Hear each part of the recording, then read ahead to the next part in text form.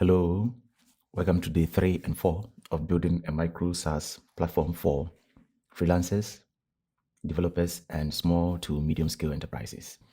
Okay, so in the last episode of this, I did the project setup and I also did the database setup, creating the tables and the triggers and also the row level security, right? Okay, because we need to protect the database so that it is not open to everybody.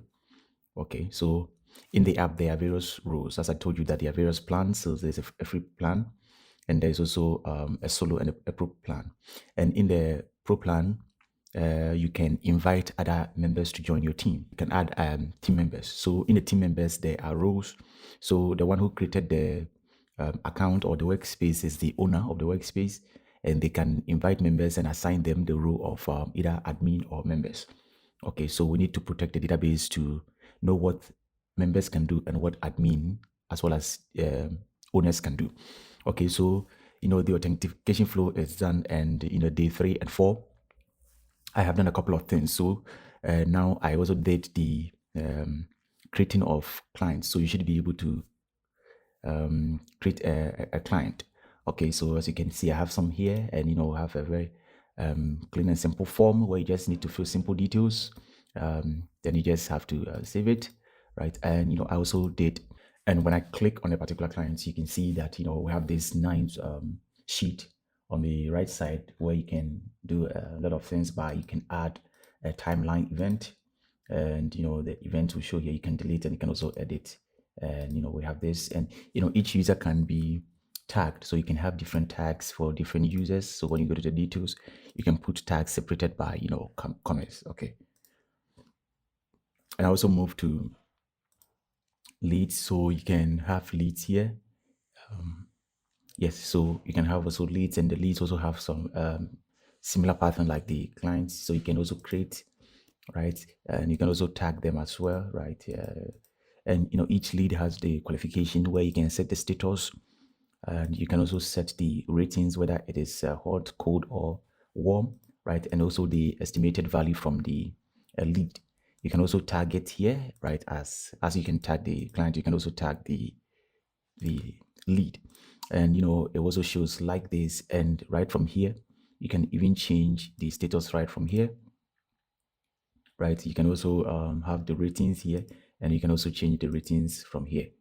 Okay, and when you also click on this ones, right, the detail will also show up here. Okay, great. And you can also log some timelines here. You can delete, edit, and also when you when you have one that is not converted, you can click on this to convert it to a client, and this lead will be converted to client. Okay, so you can see it has been converted. And one thing that I did that was so great is that you can import and export this list into a CSV file. Okay, so you can import, and this one was a little bit challenging. So, but I mean, I was able to do it. So let me show you how it goes. Okay, so I'll just select one file. Okay, so once you select it, you can see that the column matching was a little bit so the challenge, but I think I was able to do it well. Okay, so you have to you have the file that you've selected, the number of records in it, and here that's where you do the column mapping, right, from the CSV file. So on the left is the list for the CSV and the columns for the CSV, and on the right are the fields that you want to match to inside the database, right? Okay, so the name column will be matched to names, right? You can change it to whichever one you want. You can also have the company will be matched to company name. This will automatically detected. Yes, that is if you have the CSV in a particular format that it has this column names, right? And the email, all those things will be matched. And you can even skip source if you don't want, right? You can say skip, and this one will not be added to the database. And you can have a preview that's from the first list here, right? You can have it, and it shows just like that. And you should be able to. You can also reset it and upload a new. Then you can also export it, and it will be downloaded. So if I go here, I can simply open it, and it has opened on my other screen. So this is it. So this is it here. Okay, so yeah, it shows with the same fields or column names. Okay, great. And yeah, this one also the same thing. Yeah, and I also did that of oh sorry, you can also do filter here, right? You can select the filters that you want, and it will be showed accordingly, right? Okay, so yeah, you can even filter by the values for, right? You can filter by the values for of yeah, the value, that's that the amount, right? You can filter it with that. Okay, so yeah, whatever you put, it has a range, right? So yeah, you can see all of them are zeros except one. That's why, if I reduce the number, the other one goes away. Okay, you can, yeah. I also did a simple pipeline, right? So the goal is not to make this app complex. So just to make it pretty simple. So I did a simple pipeline where you can just visualize your deals that you have, right? Okay, so these simple pipelines, you can create pipelines depending on the plan that you have, right? Okay, so you can create one, and if you can just switch between pipelines, right? You can just click here and add a new pipeline. Okay, and these pipelines do also have drag and drop, so you can just drag from one status to another, or one stage to another stage, and that's all. Okay, so you just if it's one, you just click here and one.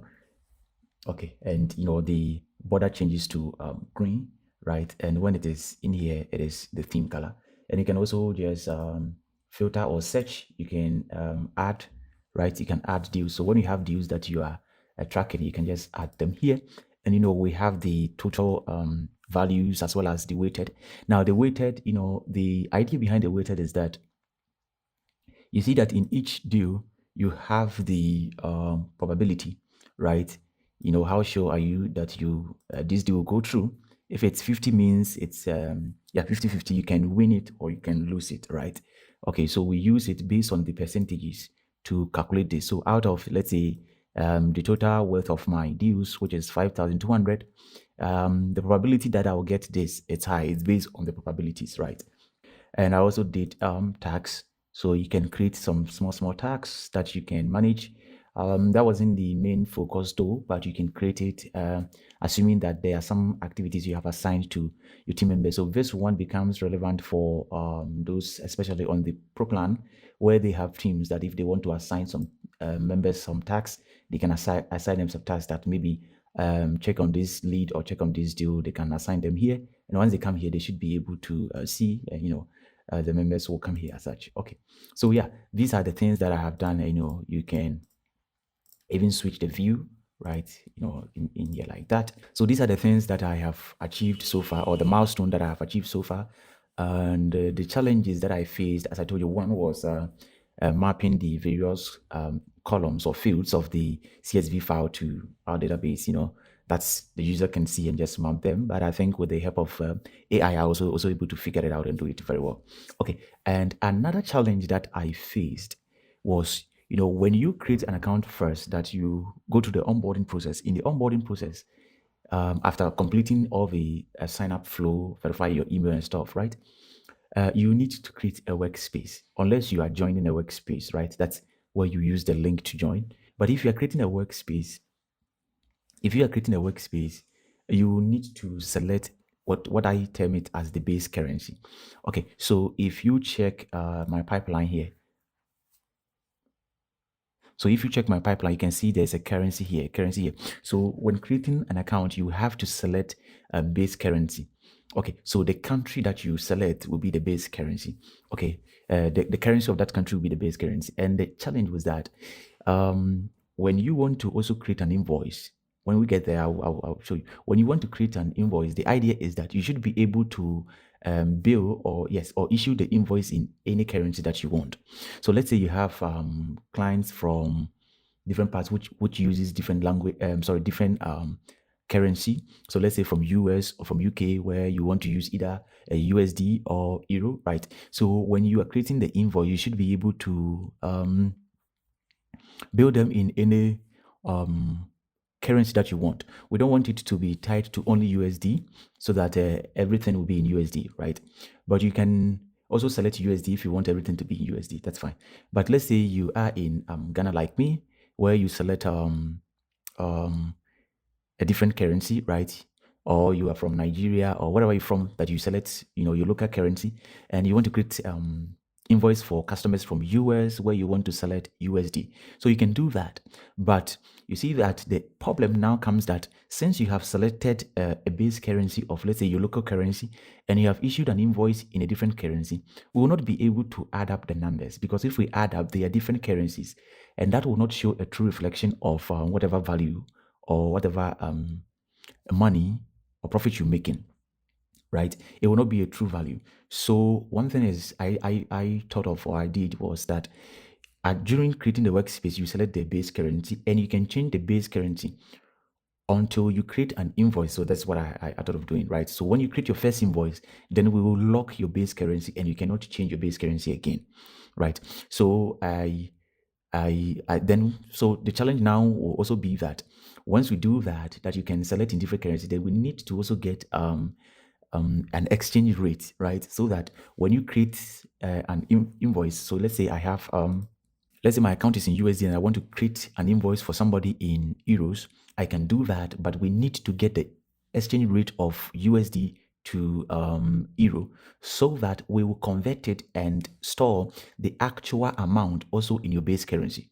So that will be at the time of you creating the invoice, right?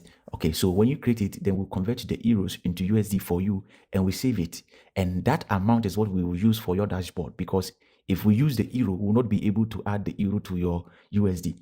And we can also convert it anytime we fetch the records, because the exchange rate might change. And if we do that, today you have a different value and tomorrow you have a different value. So to get it, we will use the day that you're creating it, right? So that's what I thought of. All these things are the analysis that you have to do. So we use the base currency to,